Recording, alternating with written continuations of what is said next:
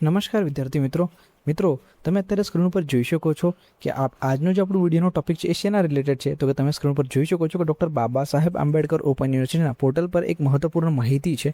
Okay, just એને જ આપણે શેર કરીએ છીએ. તો સ્ક્રીન ઉપર જોઈ શકો છો કે જુલાઈ 2026નું જે અત્યારે એડમિશન ચાલે છે એના એડમિશનના ફોર્મ ભરવાની છેલ્લી તારીખ કઈ છે. ઘણા વિદ્યાર્થીઓનો ક્વેશ્ચન હતો, ઘણા વિદ્યાર્થીની કમેન્ટ્સ આવેલી કે અત્યારે એડમિશન તો શરૂ થઈ ગયા છે, આપણે ઓલરેડી એના ઉપર વિડીયો બનાવી દીધો છે, પણ એડમિશન લેવાની છેલ્લી તારીખ કઈ છે, કયા ડેટ સુધી આપણે એડમિશન લઈ શકીએ છીએ, કયા ડેટ સુધી આપણે એપ્લિકેશન ફોર્મ ભરી શકીએ છીએ.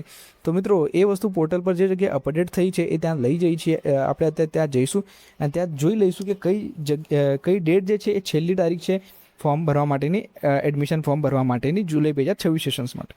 ઓકે, તો હવે ડાયરેક્ટલી જઈશું આપણે ડૉક્ટર બાબા સાહેબ આંબેડકર ઓપન યુનિવર્સિટીના મેઇન પોર્ટલ પર, ત્યાંથી બધી વસ્તુને સમજી લઈશું. તો ચાલો જઈએ.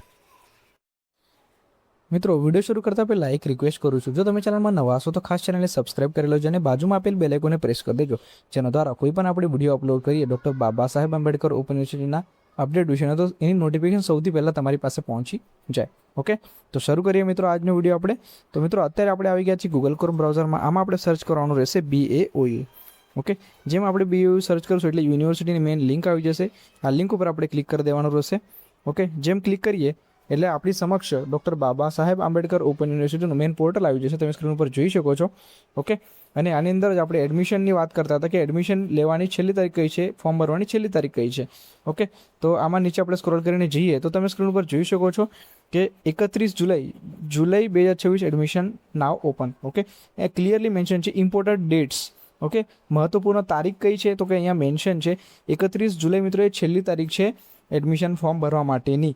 ઓકે, જો પોર્ટલ પર કોઈ નવો અપડેટ આવશે, કંઈક છેલ્લી તારીખમાં એક્સટેન્ડ થશે તો આપણે એના વિશે તમને અપડેટ આપશું. પણ મિત્રો, જે લોકોને એડમિશન લેવું છે એમને ખાસ મારી એક રિક્વેસ્ટ છે કે છેલ્લી તારીખની કોઈ દિવસ રાહ નહીં જોવાની. ઓકે, કોઈ પણ તમે ફોર્મ ભરો છો તો એના માટે છેલ્લી તારીખની કોઈ દિવસ રાહ નહીં જોવાની. સૌથી પહેલાં શું કરી લેવાનું, અત્યારે તમને ખ્યાલ આવી ગયો કે એડમિશન શરૂ થઈ ગયા છે.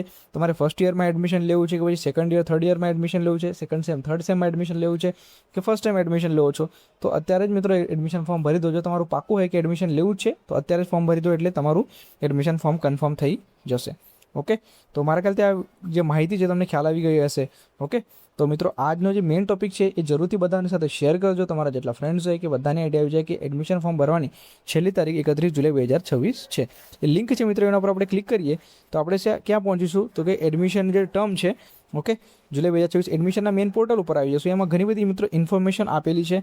ઓકે, ડિપ્લોમા કોર્સ માટે કઈ જગ્યાએ તમારે ક્લિક કરીને એડમિશન લેવાનું, પછી અંડર ગ્રેજ્યુએટ કોર્સ માટે, PG પ્રોગ્રામ માટે કઈ જગ્યાએ ક્લિક કરવાનું, પછી પ્રમોટી સ્ટુડન્ટ હોય, પ્રમોટી રી રજિસ્ટ્રેશન સ્ટુડન્ટ એટલે કયા સ્ટુડન્ટ હોય છે તો કે જેમને ઓલરેડી એડમિશન લઈ લીધું છે. જેમ કે ફર્સ્ટ યરનું, જેમ કે BA BComની વાત કરું તો એમાં કેવું યરલી હોય છે. તો first year admission already last year કે એની પહેલાં થઈ ગયું છે, હવે નેક્સ્ટ યર માટે એડમિશન લીધું છે, સેકન્ડ યર કે થર્ડ યર, તો એમને કહેવાય છે પ્રમોટી સ્ટુડન્ટ. તો એ આ લિંકનો ઉપયોગ કરીને એડમિશન ફોર્મ ભરી શકે છે.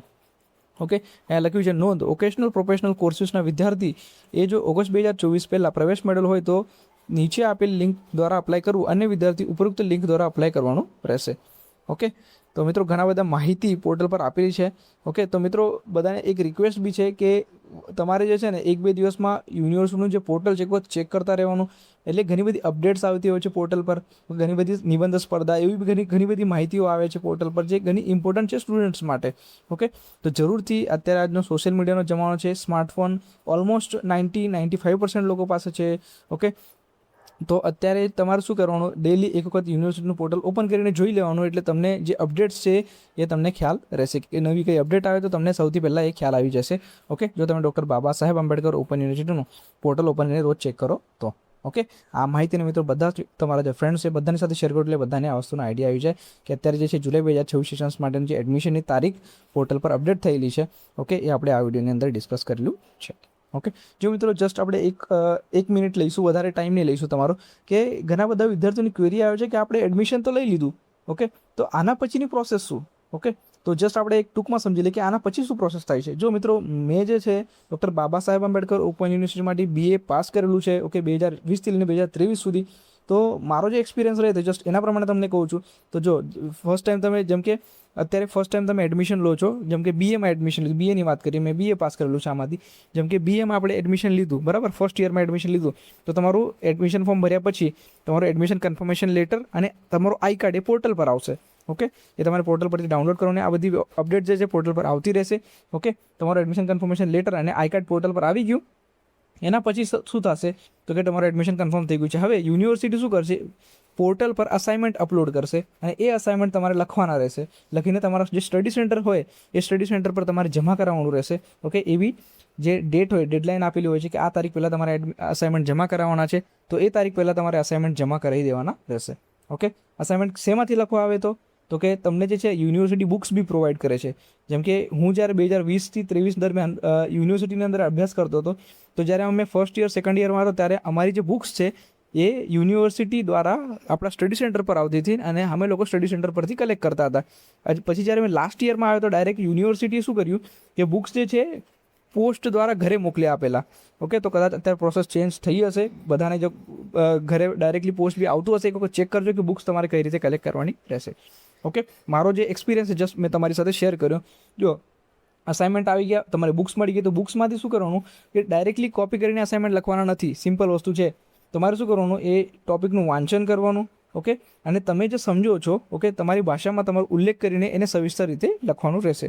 ઓકે, આ જે પેલું અસાઇનમેન્ટ આવે છે એની અંદર નોંધમાં બી લખેલું હોય છે કે યુનિવર્સિટીએ શું લખ્યું છે તો કે અસાઇનમેન્ટના જે આન્સર છે બુકમાંથી બેઠા લખવાના નથી, બેઠા કોપી કરીને લખવાના નથી. તમે વાંચન કરવાનું, વાંચીને સમજી લેવાનું, પછી જ તમારે લખવાનું. ઓકે, આ રીતે અસાઇનમેન્ટ તમે લોકો સમયસર જમા કરાવો. પછી એની સાથે પેરેલલ તમારે એક્ઝામ ફોર્મ આવશે, એ પોર્ટલ પર જ અપડેટ આવશે. એક્ઝામ ફોર્મ આવે એટલે એક્ઝામ ફોર્મ તમારે ભરી દેવાનો, એની બી ડેડલાઇન આવશે. આ તારીખ પહેલાં તમારે એક્ઝામ ફોર્મ ભરવાના રહેશે. એક્ઝામ ફોર્મ આવે એટલે પેરેલલ ટાઈમ ટેબલ બી આવશે, એની સાથે સાથે હોલ ટિકિટ બી આવશે. ઓકે, અને હોલ ટિકિટ આવ્યા પછી તમને ખ્યાલ આવી જશે કે તમારું પેપર ક્યારે છે, ઓકે, કયા ટાઈમે છે, કઈ ડેટે છે, બધી જ વસ્તુ એની અંદર મેન્શન હશે. અને સમયસર એક્ઝામ આપો. એક્ઝામની પ્રિપરેશન કઈ રીતે કરવાની એનો બી વિડીયો આની પહેલાં આપણે 2-3 વિડીયો પહેલાં સ્ક્રોલ કરશો, તમને મળી જશે. સવિસ્તર રીતે આપણે એમાં ડિસ્કસ કરેલું છે કે એક્ઝામની તૈયારી કઈ રીતે કરી શકાય છે. ઓકે, એ વિડીયો જોજો એટલે તમને ખ્યાલ આવી જશે કે એક્ઝામની તૈયારી કઈ રીતે કરવાની રહેશે.